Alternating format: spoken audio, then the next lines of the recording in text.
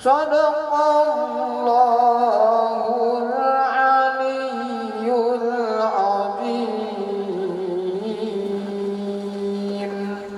Assalamualaikum warahmatullahi wabarakatuh.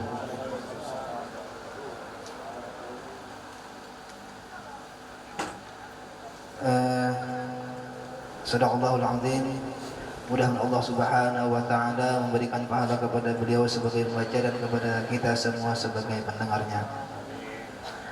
Kemudian acara selanjutnya yaitu ceramah agama yang akan disampaikan oleh Ayahanda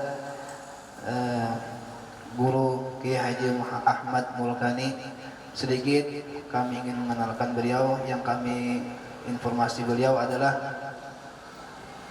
alumni dari Pondok Pesantren Darul Bughah wa Da'wah, dan beliau juga adalah alumni dari Darul Mustafa Hadramaut. Nah, mudah-mudahan kita sangat yakin bahwasanya Hadramaut adalah kotanya wali, dan kita semua yakin ilmu-ilmu yang di sana selalu menyambung kepada Rasulullah SAW. Jadi mudah-mudahan kita dengan kedatangan beliau, kita semua mendapat keberkahan dari sana. Kita semua bisa mengamalkan ilmu-ilmu yang beliau sampaikan. Waktu dan tempat kepada beliau kami persilahkan. Allahumma shalli wa sallim wa barik alaihi.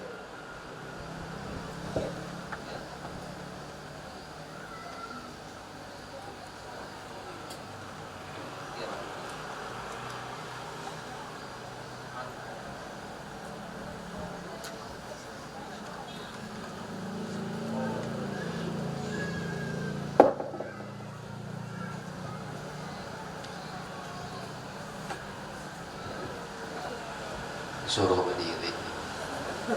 Allahumma salli ala Sayyidina Muhammad. Alhamdulillah alladzi idza an'ama tammama ni'amahu ala ibadih wa idza syakarahu 'abduh zadahu ni'mah ala ni'mah minanan minuh minnatan minhu wa fadlan wa ihsana. Asyhadu an la ilaha illallah wahdahu la syarika lah, wa asyhadu anna sayyidana wa habibana wa maulana Muhammadan abduhu wa rasuluh. Allahumma salli wa sallim wa barik ala sayyidina wa habibina wa maulana Muhammad wa ala alihi wa sahbihi wat tabi'ina min ba'dihi wassalikina ala maslakih wassairina fi darbih min yaumina hadza ila yaumi liqa'i rabbih. Amma ba'du, fa usikum wa nafsiya bitaqwallah. Ittaqullaha innallaha ma'al muttaqin. Qala Allah ta'ala wa huwa asdaqul qailin. A'udzu billahi minasyaitonir rajim. Bismillahirrahmanirrahim. Ya ayyuhalladzina amanu taqullaha wa kunu ma'as shadiqin. Shadaqallahul azim. Yang mulia para habaib, keluarga besar, zuriat, keturunan, anak cucu Nabi kita Nabi besar Muhammad SAW, khususnya ayahanda yang mulia Al-Habib Abdul Rahman As-Segaf, dan para habaib yang lain yang dimuliakan oleh Allah, para alim ulama, para guru-guru agama, para masyayikh, para asatidah, pewaris ilmu Nabi kita Nabi Muhammad sallallahu alaihi wasallam, khususnya Al-Ustadz Hafidh Ansari, yakni Ibn Haji Jamhuri, cucunya daripada Kiai Haji Jamhuri Arafnah. Kita mengenal beliau dan beliau berhadir tatkala ada pertemuan para ulama tahun 2008 dengan Sayyidi Al-Habib Umar di asrama haji, dan beliau menyampaikan sambutan beliau dan syair-syair karangan beliau. Jazahullah anna khairal jaza. Kemudian yang mulia Al-Ustadz Kiai Haji Khairullah selaku sahibul majlis, jazahullah anna khairal jaza. Para hadirin jamaah kaum muslimin dan kaum muslimat, assalamualaikum warahmatullahi wabarakatuh. Alhamdulillah, kita wajib bersyukur kepada Allah Subhanahu wa taala atas segala nikmat-nikmat Allah. karunia-karunia Allah yang tidak mungkin kita untuk bersyukur keseluruhannya, dan Allah berjanji jika kita bersyukur ditambah-tambah kenikmatan oleh Allah. Tapi sebaliknya jika kita kufur dengan lalai, lupa kepada Allah, maka azab Allah sangatlah pedih. Dalam sebuah ayat Al-Quran, Allah subhanahu wa ta'ala berfirman, hatta idza nasu ma dzukiru bih fatahna alaihim abwaaba kulli syai' hatta idza farihu bima utu akhadnahum baghtatan fa idza hum mublisun. Tatkala mereka lupa atas peringatan-peringatan Allah, tidak lagi ibadah, meninggalkan ibadah, tidak lagi taat, melakukan maksiat, maka justru apa yang Allah Ta'ala lakukan kepada mereka-mereka itu justru dibuka oleh Allah Subhanahu wa Ta'ala segala jalan. Artinya rezekinya tambah banyak, kemudian duitnya tambah banyak, kemudian pengaruhnya tambah hebat, jabatannya tambah tinggi. Padahal itu sanastadrijuhum min haitsu la ya'lamun wa umli lahum inna kaidi matin. Itu adalah istidraj dari Allah Subhanahu wa Ta'ala. Tatkala seseorang lupa terhadap Allah, justru kami buka, kata Allah, pintu segala sesuatu kesuksesan baginya, sehingga dia bangga dengan keberhasilannya. Tatkala dia di puncak kebanggaan dengan keberhasilannya itu, akhadnahum faidahum mublisun, kami ambil mereka seketika itu juga, bisa nyawanya, bisa kesehatannya, bisa hartanya, bangkrut dan lain sebagainya. Maka mereka mublisun, ay dakhala alaihil iblis, masuk kepadanya iblis, atau massa alaihil jin, seperti orang yang kerasukan jin.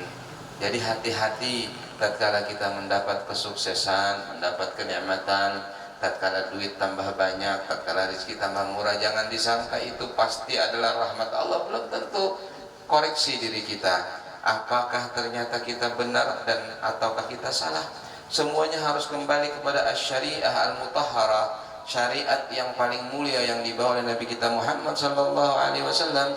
Jika bujur jalurnya benar, maka semua kenikmatan itu akan menjadi nikmah dan berkah. Tapi apabila ternyata jalan yang kita jalani salah, tatkala seseorang melakukan riba, tiba-tiba duitnya tambah banyak, dia merasa wah hebat saya, walaupun tidak bisa. Walaupun bagaimana ar-riba haram, yamhaqullahu riba wa yurbis sadaqat, dan lain sebagainya, tentang ayat-ayat yang menerangkan tentang itu. Tatkala seseorang tidak sholat, tidak taunya tambah banyak duitnya, tambah sugih dan lain sebagainya, hati-hati. Itu adalah istidraj dari Allah Subhanahu wa Ta'ala. Itu nanti kalau dia sudah sampai ke puncak daripada karirnya, diambil sama Allah, maka dia seperti orang linglung, seperti orang yang terkena gangguan daripada al-jin atau al-iblis. Na'udzubillah min dzalik. Apabila kenikmatan-kenikmatan itu didapat dengan kebaikan, dengan jalan yang bagus, dengan cara yang benar, berdagang dengan cara berdagang yang bagus, bercocok tanam dengan cocok tanam yang bagus, berusaha yang jujur dan lain sebagainya, akan menjadi nikmah dan berkah. Tapi sebaliknya akan menjadi nakmah dan akan menjadi nakal, akan menjadi adab dari Allah Subhanahu wa Ta'ala. Allah Subhanahu wa Ta'ala menyebutkan tentang mereka-mereka itu, tatkala mereka dimatikan sama Allah, maka Allah jadikan kenikmatan yang tadinya berkah menjadi nakmah, menjadi suatu adab bagi mereka. Na'udzubillah min dzalik. Maka yang terpenting bagi kita bertahan itu adalah menuntut ilmu, belajar agama. Kalau Anda seorang pedagang, belajar cara berdagang yang baik. Kalau pian seorang petani, bagaimana bagusnya petani yang baik. Kalau pian seorang karyawan, bagaimana karyawan yang baik, pegawai yang baik. Itu yang paling penting. Dan tempat untuk kita belajar, bagi kita-kita yang sudah berumur, yang sudah berkeluarga, tiada lain kecuali majelis-majelis ta'lim, majelis-majelis zikir yang di dalamnya ada pengajaran-pengajaran ilmu agama. Nabi kita Muhammad SAW bersabda, majtama qaumun muslimuna fi baitin min buyutillah yatluna kitabahu aw yatadarasunahu bainahum illa nazalat alaihimus sakinah wa ghashiyatuhumur rahmah wa hafathumul malaika wa dzakarahumullah fi man 'inda man batta'a bihi 'amaluh lam yusri' bihi nasabuh. Tidaklah berkumpul sekelompok daripada kaum muslimin di salah satu rumah Allah. Naam, rumah Allah tidak harus masjid. Rumah yang kita bangun tapi niatnya untuk ibadah, rumah Allah Subhanahu wa taala. Atau bisa disebut juga dengan masjid bi fathil jim, masjid, tempat untuk bersujud. Kalau masjid adalah seperti yang kita kenal, masjid. Tapi ada lagi namanya masjid. Masjid tempat kita bersujud. Tatkala kita membangun rumah kita, kita niatkan supaya kita nyaman beribadah, ini masjid. Maka itu adalah masjid. Dan Allah Subhanahu wa taala berfirman dalam Al-Qur'an, "Khudzu zinatakum 'inda kulli masjid wa fi qira'atin 'inda kulli masjid." Ambillah hiasan kalian, berhiaslah kalian tatkala mau ke masjid. Dalam qiraah yang lain masjid yaitu tempat sujud, artinya mau sholat di rumah dan lain sebagainya. Maka tatkala rumah ini dibangun untuk majelis ta'lim, tatkala rumah ini untuk dibangun untuk ibadah kepada Allah Subhanahu wa taala, berarti adalah baitun min buyutillah. Tidaklah berkumpul sekelompok kaum muslimin, mereka membaca di salah satu rumah daripada rumah Allah Subhanahu wa taala, membaca Al-Qur'an dan mempelajarinya. Jadi tidak harus baca Quran, belajar kitab, ya, belajar Quran juga namanya. Misalnya buka kitab fikih, kitab tauhid, kitab tasawuf, walaupun tidak dibaca Al-Qur'an di dalamnya, tapi itu juga belajar Al-Qur'an. Al-Habib Abdullah Al-Haddad mengatakan, wa wadhib ala darsil Qur'ani fa inna fi tilawatihil iksira wa syarha lis-sadri ala innahul bahrul muhitu wa ghairuhu minal qutbi anharun tumaddu minal bahri. Tekunilah oleh kalian belajar Al-Qur'an, karena membaca Al-Qur'an dan mempelajarinya itu membersihkan hati kita. Ketahuilah bahwasanya Al-Qur'an adalah lautan yang sangat luas, dan kitab-kitab ilmu agama itu bagaikan sungai-sungai yang berasal juga dari lautan itu. Jadi yang dimaksud dengan membaca Al-Quran, mempelajari Al-Quran, tidak harus Al-Qurannya. Barangkali ada orang yang mengatakan, buat apa baca maulid, lebih afdal baca Quran. Quran sudah dibaca, ditadarusi. Nah sekarang kita baca maulid. Maulid itu kan juga mengamalkan Al-Quran. Oh, daripada baca maulid, mendingan zikir saja, la ilaha illallah. Zikir juga sudah, kan begitu. Biasanya kan yang suka baca maulid sudah zikir, sudah baca Quran, tidak tahu lagi kalau di sini. Wallahu a'lam, ya kan. Biasanya kalau sudah baca maulid, ya sudah baca Quran, sudah zikir, sudah baca sholawat, lalu baca maulid, burdah, dalailul khairat, kemudian manaqib dan lain sebagainya. Tapi kalaupun tidak menjadi masalah. Karena apa? Semua itu bersumber dari Al-Quran, ya. Semua bersumber dari hadis Nabi Muhammad sallallahu alaihi wasallam. Sayyidatu Aisyah radhiyallahu anha mengatakan, "Man ahdasa fi amrina ma laysa minhu fa huwa raddun." Barang siapa yang maulah-ulah urusan agama yang bukan daripada agama kami, itu ditolak. Yang bukan dari agama kami, kalau yang bagian daripada agama kami, kan apa-apa, diterima. Sekarang baca maulid itu kan berarti mengisahkan tentang Nabi Muhammad sallallahu alaihi wasallam. Allah saja menceritakan tentang Nabi Adam, Allah menceritakan Nabi Ibrahim, Allah menceritakan Nabi Nuh, kita menceritakan Nabi Muhammad. Sama dengan Al-Qur'anul Karim, kita mengamalkan Al-Qur'anul Karim. Bahkan Allah Subhanahu wa taala telah memuji Nabi Muhammad, wa innaka la'ala khuluqin 'adzim. Maka kita mengikuti Allah. Allah baca salawat kepada Nabi Muhammad, kita baca salawat, berarti kita mengumpati Allah Rabbul Alamin Jalla wa Ala. Wahakada, dan memang demikian keadaan sekarang ini. Kita banyak sekali yang mempunyai aliran, pendapat dan lain sebagainya yang berbeda-beda. Tapi ketahuilah bahwasanya apa yang telah dilakukan oleh guru-guru kita, ulama-ulama kita di Banjar, ini sudah sesuai dengan apa yang menjadi akidah Ahlus Sunnah wal Jamaah. Jazallah khair Syekh Maulana Muhammad Arsyad Al-Banjari, 300 tahun yang lalu beliau sudah mengajarkan tentang akidah, mengajarkan tentang tauhid, mengajarkan tentang fiqih, mengajarkan tentang ilmu syariah. Kemudian tidak cukup seperti itu, beliau mengajari anak-anak beliau yang jumlahnya 30 orang untuk nanti dijadikan ulama-ulama, yang perempuan jadi ulama, yang laki-laki jadi ulama. kemudian anak-anak tersebut menikah dan dikirim ke beberapa tempat, mempunyai cucu-cucu, dan cucu-cucu itu kalau tidak salah 119, itu semuanya ulama-ulama saleh. Di antaranya adalah yang kita hauli pada saat ini, yaitu Datuk Abu Tolhah Tenggarong. Abu Tolhah Tenggarong adalah anak dari Mufti Muhammad As'ad. Mufti Muhammad As'ad anak daripada Tuan Syarifah. Tuan Syarifah anak daripada Maulana Syekh Muhammad Arsyad Al-Banjari radhiyallahu anhum ajma'in. Kemudian juga kita menghauli Syekh Abdurrahman Siddiq Al-Banjari, yang mana beliau berada di Indragiri sana. Syekh Abdurrahman Siddiq Al-Banjari, ibu beliau Safura. Safura anaknya Syekh Muhammad Arsyad. Muhammad Arsyad anaknya Muhammad As'ad. Muhammad As'ad bin Syarifah binti Syekh Muhammad Arsyad Al-Banjari.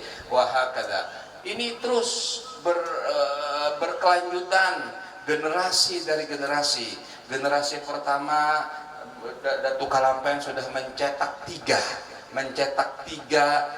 gelar kepada anak-anaknya. Pertama, gelar mufti, artinya orang yang berfatwa. Yang kedua, gelar qadhi, artinya orang-orang yang melaksanakan fatwa tersebut. Kemudian yang terakhir, dan ini yang paling hebat, yaitu gelar khalifah.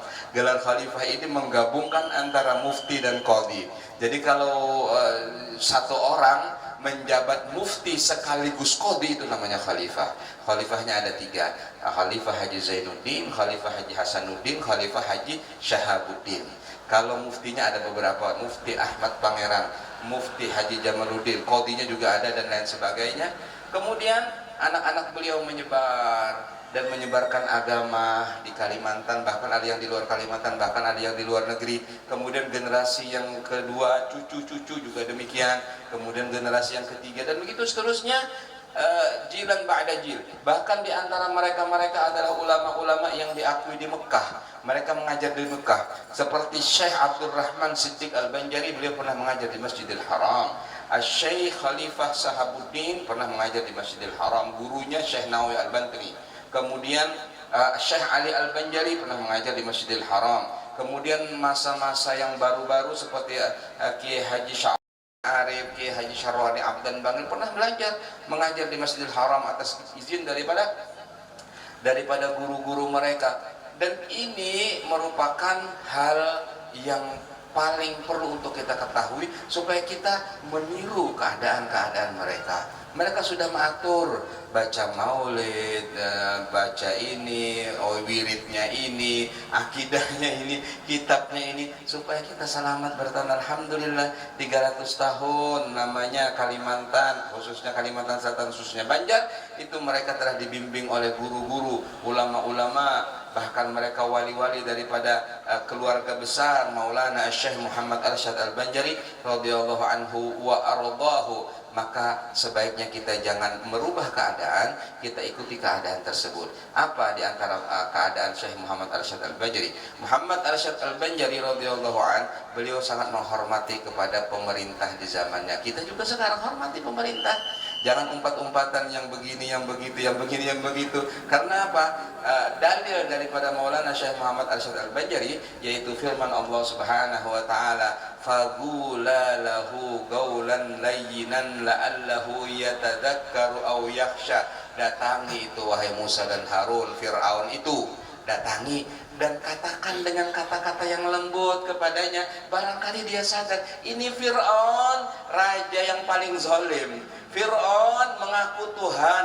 Fir'aun kalau dapat salah sedikit dipanggalnya, Musa itu ada nang disanganya, masih toh anaknya masih toh, kemudian suaminya masih toh, disanganya, dijadikannya gegodoh oleh Fir'aun. Jadi raja yang sangat zalim. Tapi ternyata apa, Allah memerintahkan kepada Nabi Musa dan Nabi Harun, datanglah kepada Fir'aun, katakan dengan lembut, barangkali dia mengikuti, barangkali dia beriman. Tidak ada disuruh sarikinya, tidak ada disuruh perangi dia. Nabi, hada asas, ini adalah dasar bagi kita semua dalam muamalah keseharian kita. Jadi mulai bahari, ulama-ulama kita di Banjar ini, mereka adalah orang-orang yang tunduk dengan peraturan pemerintah, mereka sayang dengan pemerintah, mereka menghormati raja-raja, menghormati pejabat-pejabat, tapi mereka tidak mau datang untuk tujuan duniawiyah. Kalau pejabatnya datang nggak apa-apa, silahkan. Tujuannya apa? Tujuan untuk mengaji agama. sejahat-jahat ulama yang datang kepada pejabat untuk cari duit, sedangkan sebaik-baik pejabat adalah yang datang kepada ulama untuk cari ilmu. Ini adalah dasar kita, dasar dari guru-guru kita, dasar dari orang-orang sebelum kita. Di Amuntai ada Guru Haji Ahmad Ridwan Lokbangkai, kemudian di Amuntai juga ada Kiai Haji Idam Khalid, kemudian di Amuntai juga ada banyak ulama-ulama di sini. Bahkan yang saya tahu, Abah Guru Sekumpul pun ada keturunan Amuntai, karena tatkala Datu Sidin itu dari dalam pagar, itu pindah ke Amuntai, dari Amuntai pindah ke Martapura. Begitu yang disaksikan oleh keluarga-keluarga di Tumbulirang. Jadi waktu di Tumbulirang itu Panderan, keluarga di Tumbulirang, Abah Guru itu bukan asli Tumbulirang, Abah Sidin nang Mama Sidin nang Tumbulirang, Abah Sidin Amuntai.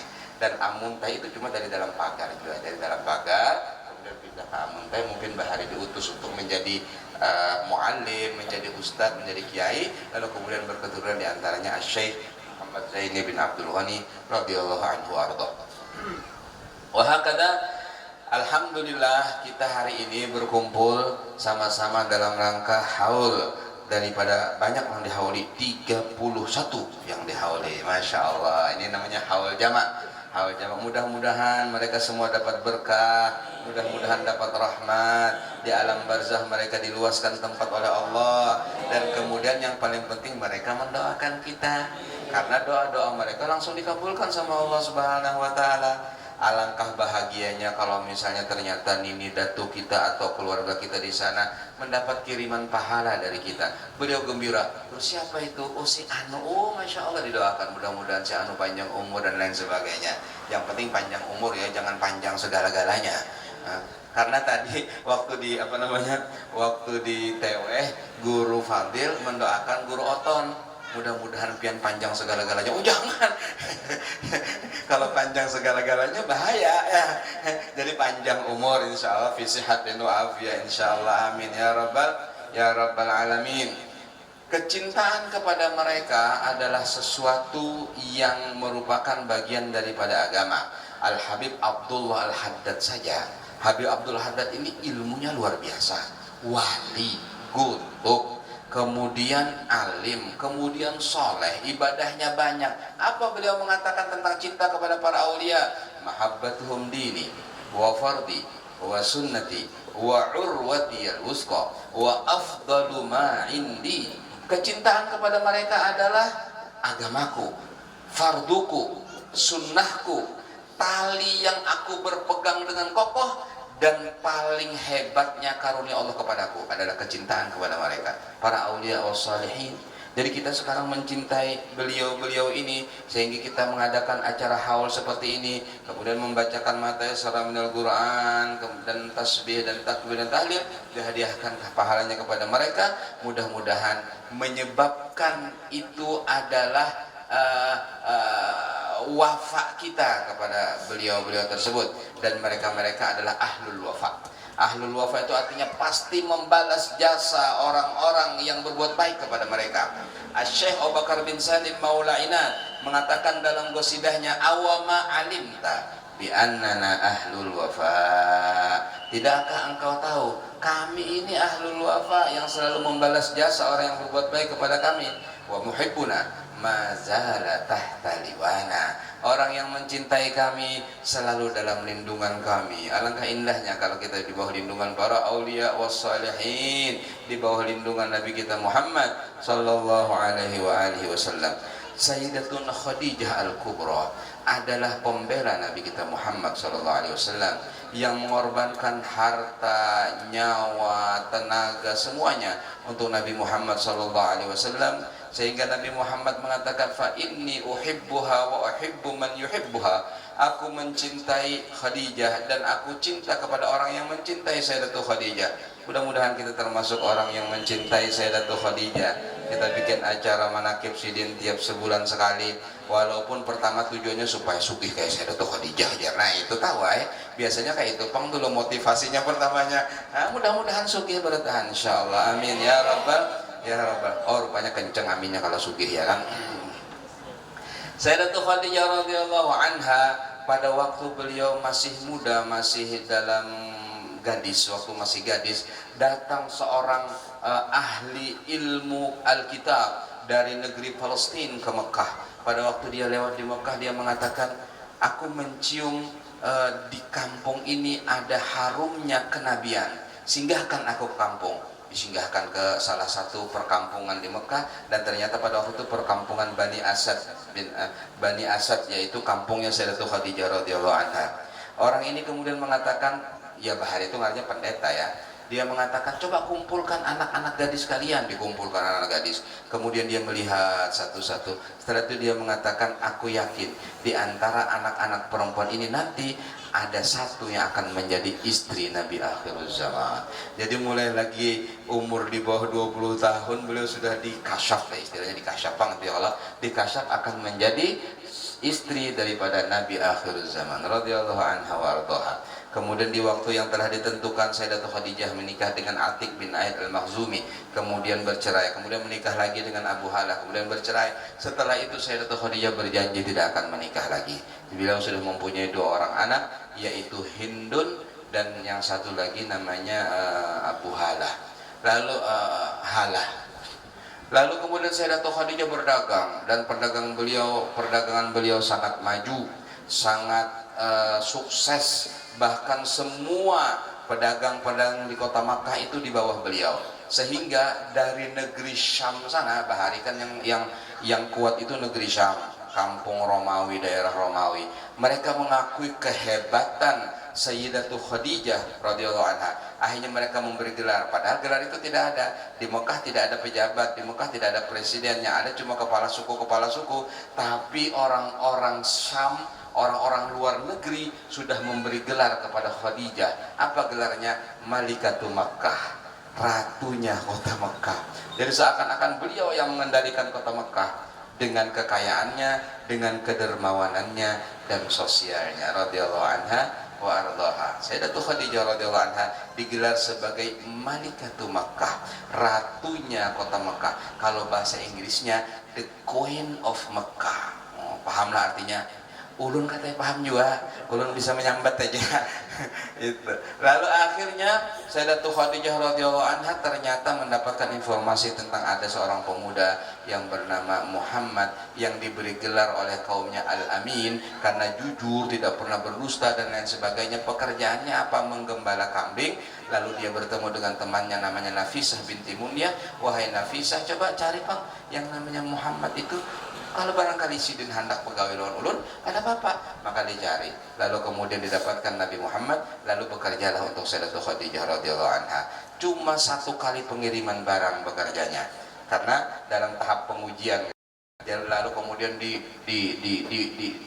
dikumpulkan barang-barang dan diserahkan kepada Muhammad bin Abdullah bersama budak laki-laki bernama Maisarah untuk berangkat ke negeri Syam berdagang. Dipersilahkan. Sayyidatul Khadijah yang menyiapkan segala-galanya. Berangkatlah Nabi Muhammad dengan Maisarah, dengan cerita yang masyhur bagaimana akhirnya beliau mendapat keuntungan yang berlipat-lipat. Kemudian kata-kata beliau yang sangat santun dan sopan mengagumkan orang-orang yang di negeri Syam sana. Mereka kagum, tidak pernah ada pedagang seperti ini. Dan pedagang ini ternyata tidak pernah bersumpah menyebutkan Lata wal Uzza atau menyebutkan tentang berhala. Kata Nabi, aku tidak pernah menyembah berhala. Nabi SAW dijaga sama Allah Subhanahu wa Ta'ala. Lalu kemudian Sayyidatul Khadijah berpikir, dia rindu kepada Sayyidina Muhammad SAW, sehingga ditunggu tiap hari. Dia naik ke atas loteng melihat, mana nih kok belum datang Muhammad, turun lagi. Nanti besoknya saya Khadijah binti Khuwailid naik lagi ke atas loteng melihat dia pulang, mana kok tidak datang-datang. Karena dari rumahnya Khadijah kelihatan Saniyatul Wada. Saniyatul Wada itu belokan yang ada di luar kota Mekah. Jadi itu ujung orang yang melihat. Jadi kalau ada orang mengantarakan keluarga hendak keluar, itu di Saniyatul Wada belok. Jadi kan kelihatan lagi. Jadi itu aja namanya Saniyatul Wada, persimpangan untuk selamat tinggal dalam bahasa Arab. Bahasa Indonesianya artinya kalau sudah di situ belok udah nggak kelihatan lagi. Kalau mereka datang dari situ kelihatan, dari Saniyatul Wada. Makanya Nabi dipuji oleh orang-orang Madinah, Tala al-badru alaina min Saniyatil Wada. Tala al-badru alaina min saniyatil wada wajib syukru alaina ma da'a lillahi dan. Jadi saniyatul wada itu adalah persimpangan jalan untuk orang yang pergi atau untuk orang yang mau masuk ke kota Mekah. Maka itu Sayyidatul Khadijah menunggu-nunggu, rindu Sayyidatul Khadijah dengan Muhammad bin Abdullah Al-Amin. Lalu kemudian tatkala datang dari jauh, wah Sayyidatul Khadijah gembira, dari jauh kelihatan, itu sudah ada, wah ada gembira Sayyidatul Khadijah, berdandan dengan baik dan lain sebagainya, akan menemui dengan Muhammad karena beliau sudah jatuh cinta dengan Nabi Muhammad. Akhirnya begitu masuk langsung dipersilahkan masuk. Kemudian Maisarah masuk duluan. Kata Maisarah, ajaib. Ajaibnya apa? Ini, waduh, orang ini luar biasa, keajaibannya banyak. Selama perjalanan gak kepanasan, ulun aja lah kepanasan, sidin kada, karena ternyata ulun lihatnya ke atas dilindungi oleh awan, terus bergerak ke sana kemari. Kenapa? Ya karena Nabi Muhammad SAW. An-Nabi Muhammad afdalul makhlukin, sayyidul anbiya'i wal mursalin, salawatu rabbi alaihi wa ala alihi wa sahbihi. Lalu kemudian dia bercerita tentang bagaimana di Syam, kemudian bagaimana bertemu dengan seorang pendeta namanya Nastura. Diceritakan semuanya kepada Sayyidatul Khadijah. Akhirnya Sayyidatul Khadijah tambah mantap, yakin, nggak apa-apa aku sekarang menikah kalau dengan dia. Sebelumnya kan hendak. Lalu kemudian dia temui dengan Nafisah binti Munyah. Bagaimana Nafisah? Kira-kira bisa nggak? Kira-kira mau nggak kawin Muhammad bin Abdullah? Nanti aku bicara. Lalu Nafisah datang kepada Nabi Muhammad, ya Muhammad, alaka bizawaj? Apakah kamu mau kawin? Kata Nabi, mali syai, aku tidak punya apa-apa. Apa yang bisa untuk anda punya duit? Memang Nabi dalam keadaan fakir pada waktu itu. Gawian sidin sebenarnya yang aslinya itu hanya menggembala kambing cuma beberapa rupiah, ya kan di sini ala kororit. Jadi beberapa rupiah saja, dikit duitnya kada banyak. Kemudian beliau juga anak yatim, tidak punya ayah, tidak punya ibu. Beliau cuma numpang di rumah paman beliau, Sayyiduna Abu Talib. Akhirnya aku tidak mampu untuk menikah. Akhirnya Nafisah binti Muniyah mengatakan, halaka min jamal wa mal? Apakah kamu mau dapat kecantikan dan harta? Kata Nabi, man? Siapa? Katanya Nafisah binti Muniyah, Khadijah binti Khuwailid. Kaget Nabi, kemudian Nabi lapor kepada paman beliau Abu Talib dan mengatakan bahwasanya Khadijah menyampaikan keinginan untuk menikah. Kata Abu Talib, oh tidak apa-apa, itu adalah sebuah kemuliaan. Akhirnya datanglah Abu Talib dengan paman-paman Nabi yang lain untuk melamar kepada pamannya Sayyidatul Khadijah yang bernama Amr bin Asad. Kemudian terjadilah pernikahan Nabi kita Muhammad sallallahu alaihi wasallam. Sayyiduna Abu Talib mengeluarkan peti pusaka dari datu-datu sidin. Wah ini, jadi datu-datu sidin itu kan orang-orang terhormat, adalah pemuka-pemuka Quraisy. Dikeluarkan peti pusakanya, dibuka-buka. Ternyata di dalamnya apa? Kopiah Alfiyah Nang Bari yang larang. Wah itu dipakaikan ini, ya Muhammad, kalau ente kawin, kalau pian kawin, ini pakai, karena ini adalah kebanggaan keluarga kita. Dipakaikan kopiah yang khusus yang tidak dimiliki oleh keluarga yang lain. Kemudian ada lagi dibukakan sebuah peti kecil. Ternyata apa? Cincin yang matanya itu warnanya hijau. Saya tidak tahu apa zamrud, apa wallahu alam, yang pokoknya warnanya hijau. Dipakai. Oh, dipakai Nabi waktu menikah dengan Sayyidatul Khadijah radhiyallahu anha. Jubahnya khusus. Jadi Abu Talib dan paman-paman Nabi mengerahkan semua kemampuan untuk merayakan perkawinan Nabi Muhammad SAW dengan Sayyidatul Khadijah. Sayyidatul Khadijah pun tidak kalah merayakan perkawinan dengan Nabi Muhammad SAW. Dia datangkan kain sutra dari Persia, kemudian dia datangkan parfum import dari Ethiopia, kemudian dia datangkan buah-buahan dari negeri Syam, semuanya import. Jadi jangan dikira pernikahan Nabi pada waktu itu seadanya, enggak. Pernikahan Nabi mewah sallallahu alaihi wasallam, karena Sayyidatul Khadijah mempunyai kekayaan yang banyak, sehingga diriwayatkan ada satu buku sejarah mengatakan Nabi menikah pada waktu itu perayaannya 7 hari 7 malam. Jadi semua laki-laki yang datang itu diberi hadiah serban dari sutra. Jadi yang datang undangan itu kasih sutra. Sutra itu tahulah biar harganya berapa, 1 meternya 6 juta atau 12 juta. Jadi kalau misalnya satu selendang ini 2 meter berarti ya 25 juta satu orang. Kalau yang datang 1000 berapa duitnya? Hakada Sayyidatul Khadijah radhiyallahu anha. Kemudian perempuan-perempuan yang ikut membantu itu diberikan gelang, kemudian anting-anting, cincin dari emas, satu-satu dikasih. Radhiyallahu anha wa ardhaha. Sehingga disebutkan tidak ada pernikahan semewah pernikahan Nabi dengan Sayyidatul Khadijah yang pernah terjadi di kota Mekah. Di kota Mekah paling hebat pernikahan Sayyidatul Khadijah dengan Nabi Muhammad sallallahu alaihi wasallam. Kemudian akhirnya menikahlah Nabi, lalu Nabi menjadi orang yang paling kaya di kota Mekah.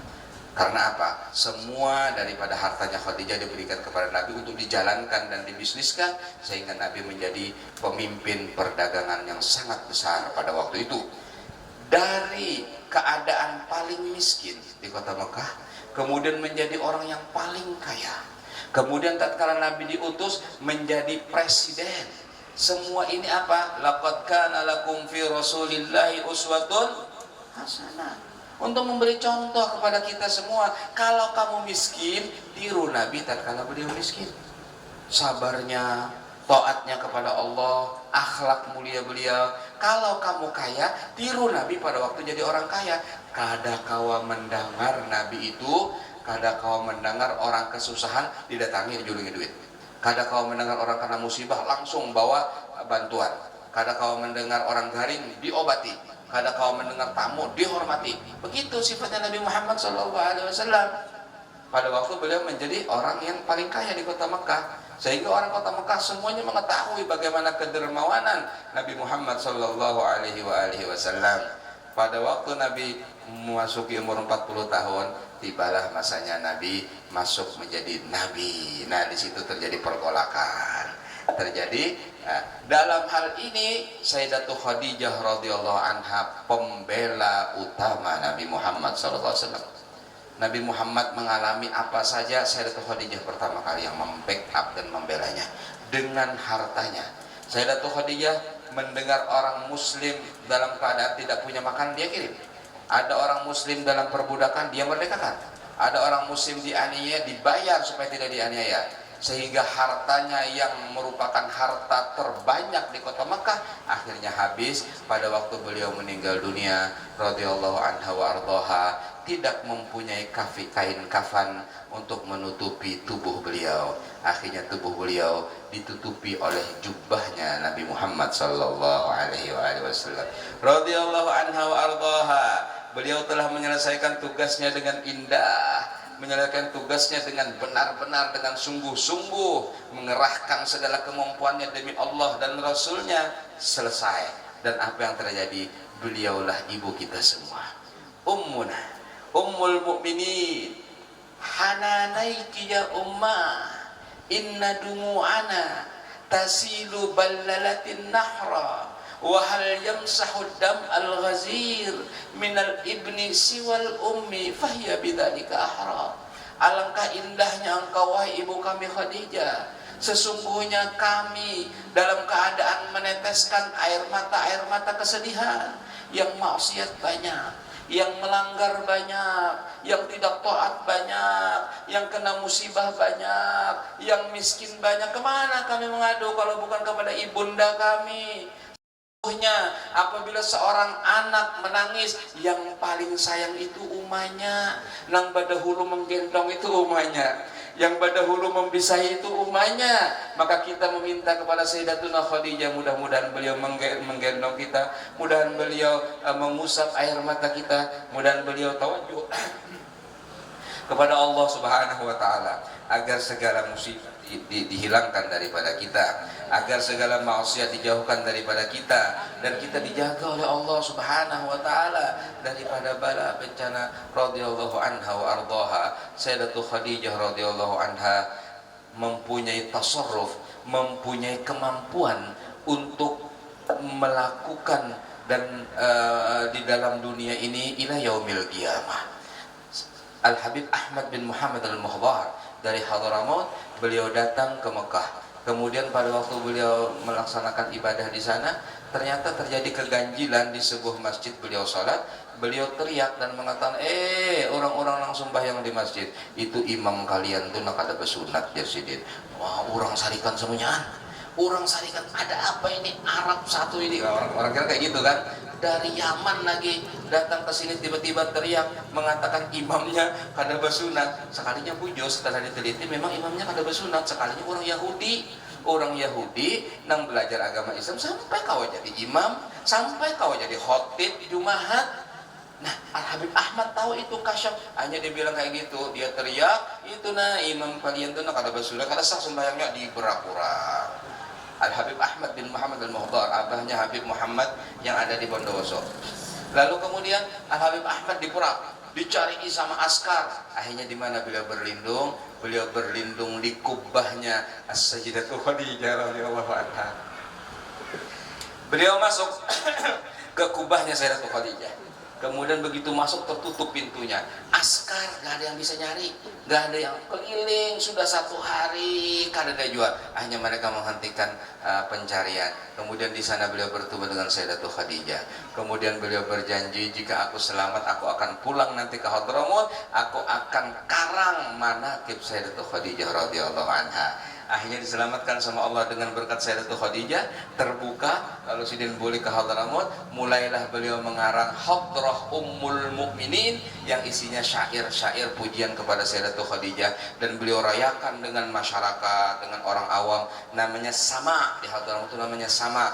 Kalau acara-acara seperti itu jika kita di sini hadrahan atau mungkin apa gitu, di sana namanya as-sama. Beliau masyhur, Al Habib Ahmad bin Muhammad adalah orang pertama yang mengadakan sama fi qiraati manaqib Ummul Mukminin Sayyidatu Khadijah radhiyallahu anha wa ardhaha, karena ta'alluqnya beliau dengan Sayyidatu Khadijah radhiyallahu anha. Kemudian setelah itu ulama-ulama lain pun mengikuti, di antaranya As-Sayyid Muhammad Alawi Al-Maliki, beliau mengarang manaqib Sayyidatu Khadijah yang bernama Al-Bushra dan lain sebagainya. Yang pertama adalah Al Habib Ahmad bin Muhammad Al-Muhdar. Habib Ahmad bin Muhammad Al-Muhdar kemudian punya anak Habib Muhammad bin Ahmad yang dikuburkan di Ampel Kubah. Habib Muhammad bin Ahmad radhiyallahu anhum wa ardahum. Wa hakada Sayyidatu Khadijah radhiyallahu anha mempunyai tasarruf yang terus ila yaumil qiyamah. Kenapa? Karena beliau adalah Ummul Mukminin, ibunya orang mukminin. Kita semuanya adalah anak-anak beliau. Mudah-mudahan kita menjadi anak yang bakti kepada orang tua, dan mudah-mudahan kita mendapatkan pandangan daripada beliau. Amin ya rabbal alamin. Al Habib Abdurrahman As-Segaf bin Muhammad Maulad Dawilah bin Ali sahib al-Darak bin Alwi al-Ghayur ibn al-Faqih al-Muqaddam Muhammad bin Ali bin Muhammad sahib Mirbat bin Ali bin Alwi Khali' Qasam bin Muhammad bin Alwi bin Ubaidillah bin Ahmad al-Muhajir ilallah bin Isa an-Naqib bin Muhammad an-Naqib bin Ali al-Uraidi bin Ja'far Sadiq bin Muhammad Baqir bin Ali Zain al-Abidin ibn Husain ibn Sayyidati Fatimah az-Zahra binti Rasulillah sallallahu alaihi wa alihi wasallam. Al-Syekh Al-Habib Abdurrahman As-Segaf, beliau adalah seseorang yang disebutkan oleh para aulia-aulia, nahnu idza hadarna fi diwanil aulia wa jaa Abu Hada, yaitu ayahnya Sayyidina Umar Al-Muhdar, fa nahnul aulia qadhani wa huwa kal asad. Jadi apabila abahnya Sidin ini Al Habib Umar Al-Muhdar pergi ke Mekah, kemudian waktu tawaf ada aulia-aulia kumpul dan mengatakan, "Ya Habib, ente ibnu Muhammad Abdurrahman As-Segaf?" "Iya, ulun anaknya Abdurrahman As-Segaf." "Oh, isyhadu alai." Saksikan, katanya sang wali itu, "Abahi kamunya datang di perkumpulan para wali-wali, kami wali-wali yang lain itu bagaikan domba-domba dan kambing-kambing, diam kadang walinya bapandir, dan ayah engkau bagaikan singa." Jadi kita kadang nawar bepandirnya kalau ada sidin. Kalau sidin sudah bulik, hanya kita kuracawan bepandiran. Diwanul Aulia. Begitulah Syekh Abdurrahman As-Segaf radhiyallahu anhu wa ardhah. Ada satu orang punya penyakit, kemudian datang kepada seorang al-faqih namanya Ibn Kabban. Dia datang kepada al-faqih Ibnu Kabban, kemudian al-faqih itu mendapatkan penyakitnya ini rumit. Kadakawa akhirnya satu-satunya orang yang bisa menyembuhkan adalah siapa? Adalah Abdurrahman bin As-Segaf. Abdurrahman, Syekh Abdurrahman As-Segaf. Orang itu hidup di zaman jauh setelah Habib Abdurrahman, dan dia kebetulan cucunya Habib Abdurrahman, dari bangsa As-Segaf juga. Dari bangsa As-Segaf, dia datang kepada seorang ulama namanya Ibn Kabban. Ibn Kabban mengatakan, "Lah, apa yang menyembuhkan, yang bisa menyembuhkan ini adalah jiddukum, ya ini Al Habib Abdurrahman As-Sagaf. Kayak gitu, sudah jauh zamannya bagaimana bisa bertemu lah, antum atur sendiri, anak nggak tahu. Dia bilang akhirnya tawasul, hanya dia tawasul, mungkin 3 generasi cucunya atau buyutnya Sidin, lalu kemudian tawasul, begitu tawasul datang Al Habib Abdurrahman As-Sagaf. Kemudian Habib Abdurrahman As-Sagaf mengatakan, ya waladi, wahai anakku, ente ndak yakin sama anak ya, sehingga akhirnya harus Ibn Kabban yang ngasih tahu. Masa harus Ibn Kabban yang ngasih tahu? Seharusnya itu yakin duluan, nggak usah dikasih sama Ibn Kabban kan? Jangan percaya sama Ibn Kabban. Ana Abdurrahman bin Muhammad bin Ali, katanya, dia bilang, ana bisa, sampai sekarang pun ana bisa melakukan wahakada. Hada Sayyiduna Syekh Abdurrahman As-Sagaf Al-Waliyul Azim. Cukup kebanggaan dan kemuliaan pada beliau. 13 anak beliau semuanya wali-wali kutub. 13 anak Al Habib Abdurrahman As-Sagaf, rijalan wanisaan, laki-laki dan perempuan, semuanya disebutkan mencapai makom qutbiyah, semuanya mencapai makom wali-wali kutub radhiyallahu anhum wa ardahum. Yang paling besar di antara mereka adalah Sayyidina Umar Al-Muhdar dan Asy-Syaikh Abu Bakar As-Sakran radhiyallahu anhum. Wa hakada Al Habib Abdurrahman As-Sagaf, beliau mempunyai keunikan ibadahnya itu, kadang-kadang dia tidak teruskan. Jadi pernah suatu saat Al Habib Abdurrahman, dan diketahui oleh muridnya, dia lagi sholat tahajud 2 rakaat terus berhenti. Sebelumnya dia biasanya sholat tahajud lama banyak, nah taunya tiba-tiba 2 rakaat saja berhenti, duduk santai ngobrol. Lalu muridnya bertanya, ya Habib, kenapa engkau berhenti sholat tahajud? Waktu aku sholat tahajud tadi, ada ilham dari Allah Subhanahu wa Ta'ala mengatakan, ma khalaqnak lita'ab, kami tidak menciptakan engkau untuk supaya capek. Nggak usah capek, anta mahbub, engkau dicintai. Jadi sudah cukup dengan kecintaan dari Allah Subhanahu wa Ta'ala, hanya istirahat. Wa hakada, kata beliau, al mahbubun fa innahum yani muradun. Orang yang dicintai itu adalah orang murad, bukan murid.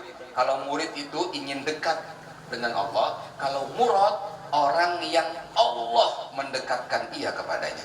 Jadi tidak bisa dilawan. Karena kalau dilawan, walaupun bagaimana, orang yang didekatkan oleh tuannya pasti dia istimewa dibandingkan dengan orang yang ingin dekat.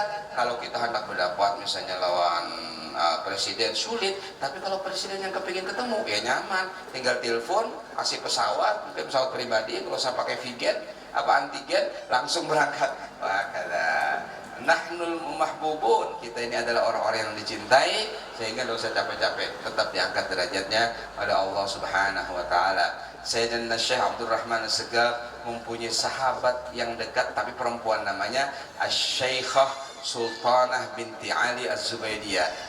Kenapa beliau dikatakan sahabat dekat? Karena sering berkunjung ke sana. Habib Abdurrahman As-Sagaf rancak baelang ke rumahnya Syaikhah Sultanah binti Ali Az-Zubaidiyah, dan mereka sama-sama wali-wali Allah Subhanahu wa Ta'ala. Diriwayatkan bahwasanya Sayyidina Abdurrahman As-Sagaf melamar Syekhah Sultanah, tapi Syekhah Sultanah mengatakan, amma fid dunya la wa amma fil akhirah na.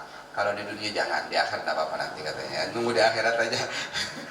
Nunggu di akhirat aja, radhiyallahu anha wa ardaha. Kemudian di antara yang kita hauli adalah Asy-Syaikh Abdurrahman Siddiq Al-Banjari. Syekh Abdurrahman, ngaran Sidin Syekh Abdurrahman. Kemudian pada waktu berangkat ke Mekah dan belajar di sana, gurunya cinta betul kepada dia karena dia cerdas, orangnya jujur, hatinya bersih, lalu diberi nama sama gurunya dengan nama Siddiq, sehingga akhirnya menjadi Syekh Abdurrahman Siddiq bin Muhammad Afif Datulandak.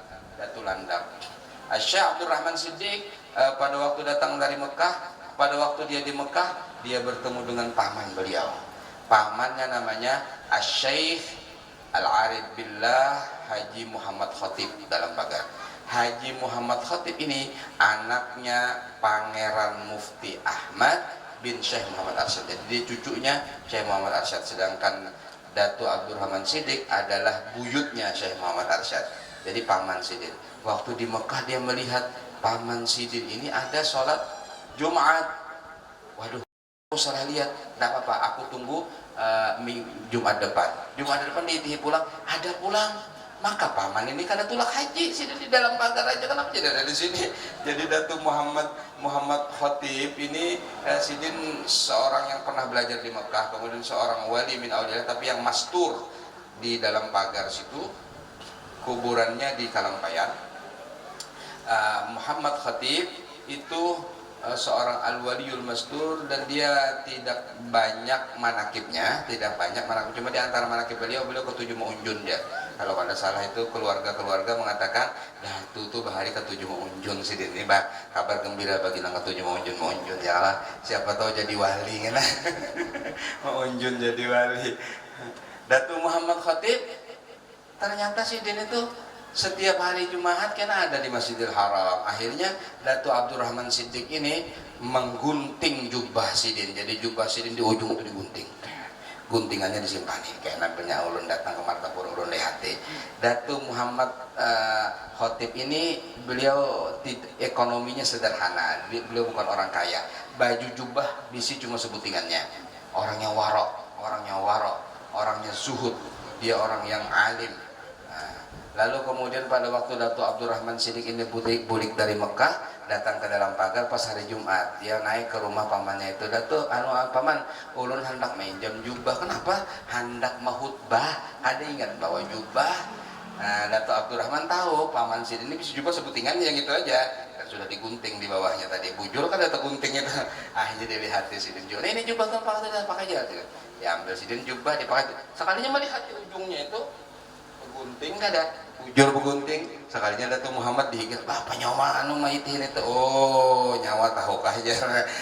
Kalau engkau sudah mengetahui, maka simpan rahasia itu kecuali aku sudah meninggal dunia. Tidak ada yang tahu. Tidak ada yang tahu. Setelah meninggal dunia Datuk Muhammad Khatib, lalu kemudian Datuk Abdurrahman mengatakan, isyhadu alai, saksikan aku ini sudah menguji sidin, menggunting jubah sidin, lalu dikisahkan semuanya. Lalu kemudian masyhur beliau seorang waliullah, dikuburkan di Kalampayan.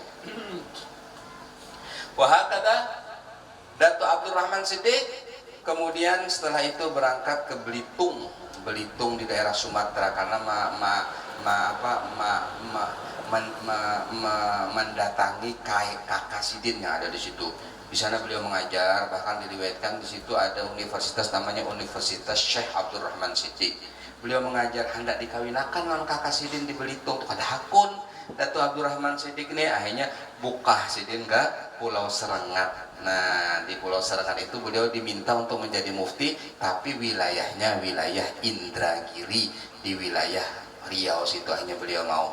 Sebelumnya beliau diminta untuk menjadi mufti di kerajaan Malaysia, karena ada kawan-kawan sidin banyak. Kemudian mereka meminta Datuk Abdurrahman Siddiq untuk menjadi mufti, beliau tidak mau.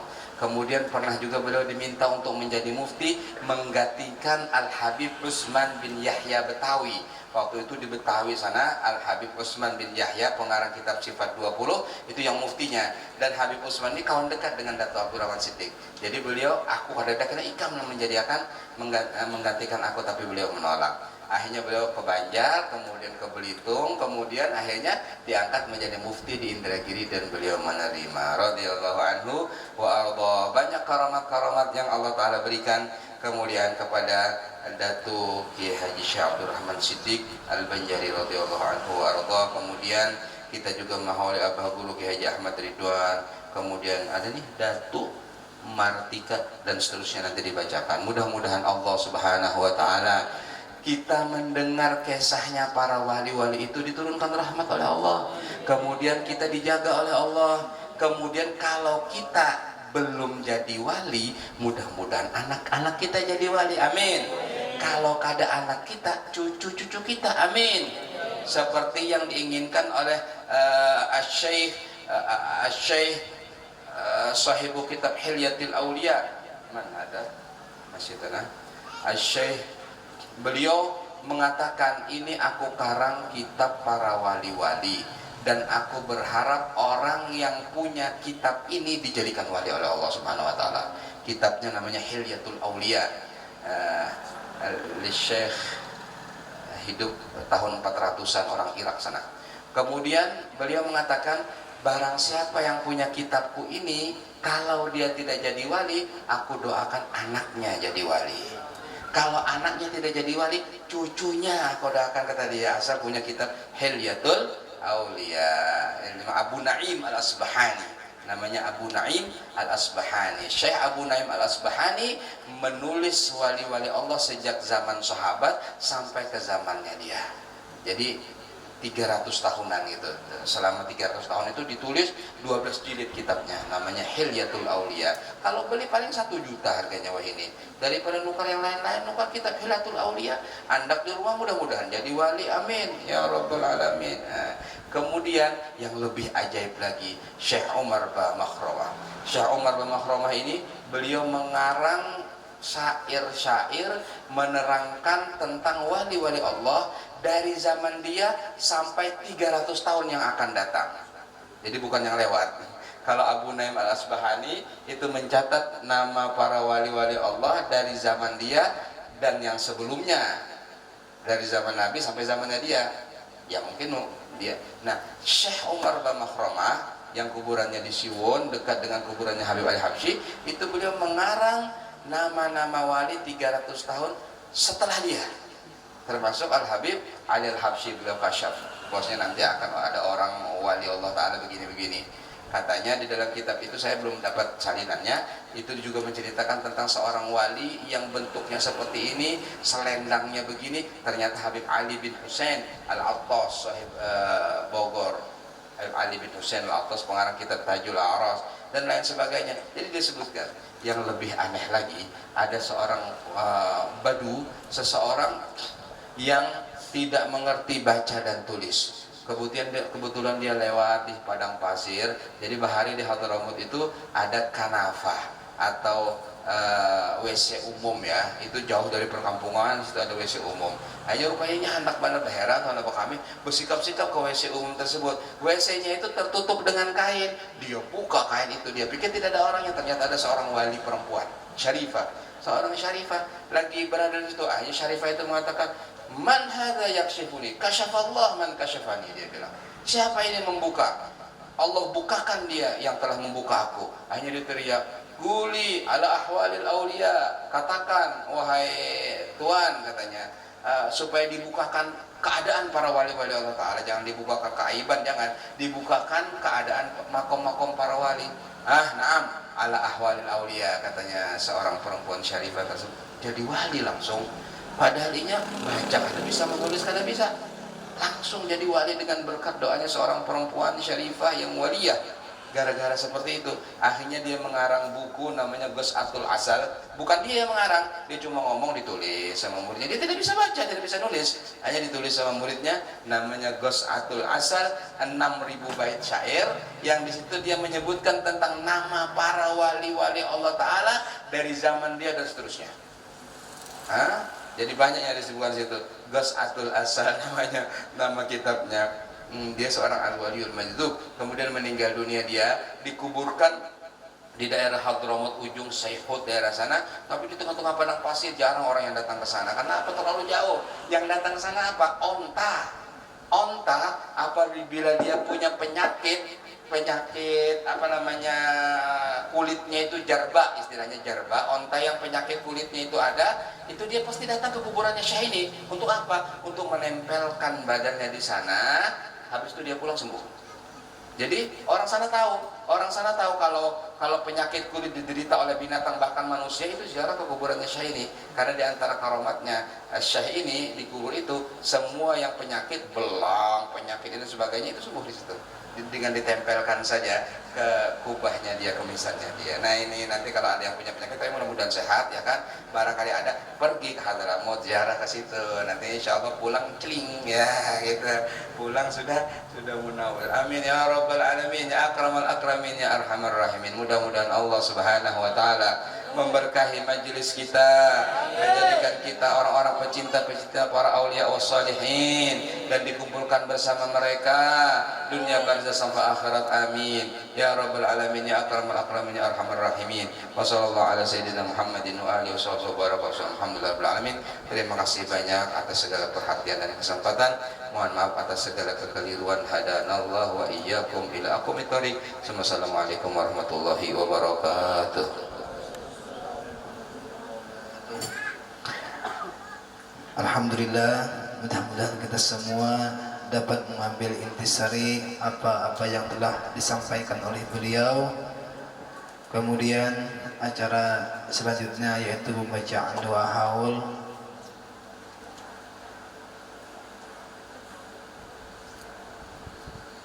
Kami mintakan kepada Al-Ustadz Abdul Rahman nanti ulun yang bacakan. Waktu dapat ngobrol, silakan. إلى حضرة النبي الفاتح. إياك نعبد وإياك نستعين اهدنا الصراط المستقيم صراط الذين أنعمت عليهم غير المغضوب عليهم. آمين. بسم الله الرحمن الرحيم. الحمد لله رب العالمين. اللهم صل وسلم على سيدنا محمد وعلى آله وصحبه أجمعين.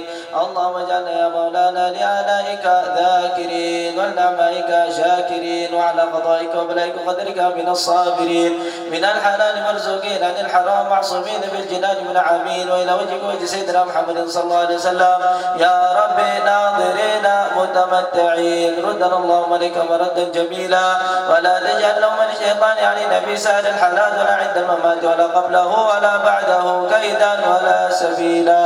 واثبت اللهم على قراءتنا هذه وغيرها ثواب جزيلا واجرا منك عظيما وتتقبل منا فضل قبولا حسنا جميلا جليلا.